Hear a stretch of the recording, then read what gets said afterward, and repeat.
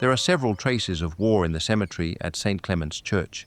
The two world wars are marked in different ways.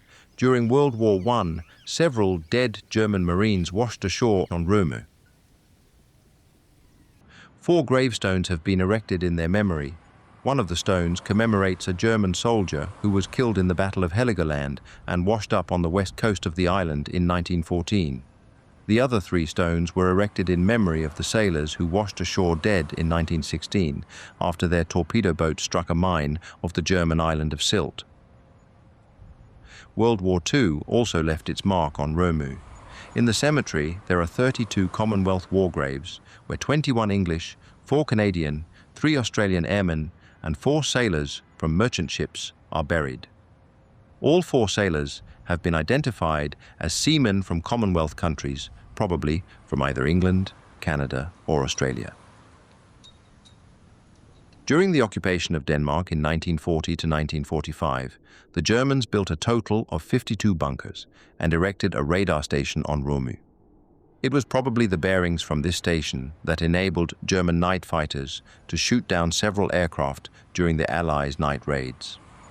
This happened primarily over the North Sea. On the 28th of January, 1944, a Sterling bomber approached the west coast of Rømø. The aircraft was en route from the Royal Air Force Base in Lakenheath, England, to lay mines in the Bay of Kiel. At around 10:30 p.m., it was attacked by a German night fighter. The bomber was hit and crashed into shallow water on the northwestern beach of Rømø. 6 of the bodies were recovered, while a 7th drifted out to sea and was later found further north on the west coast of Jutland. One of the victims was Sergeant Walter Newman. The cemetery also reminds us of the strong Danish national sentiment in the 19th century. On the east gable of the tower, there is a relief with 2 Danish flags, a compass rose, and the year 1854, a sign that the people of Rømø had a strong sense of national identity in the years leading up to the war in 1864.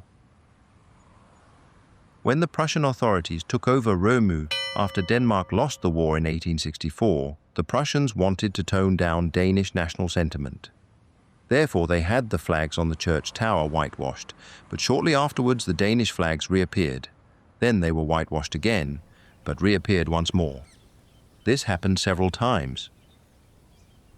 The people of Rømø told each other that as long as the island's population was Danish-minded, the flags could not be removed. However, the explanation was quite simple.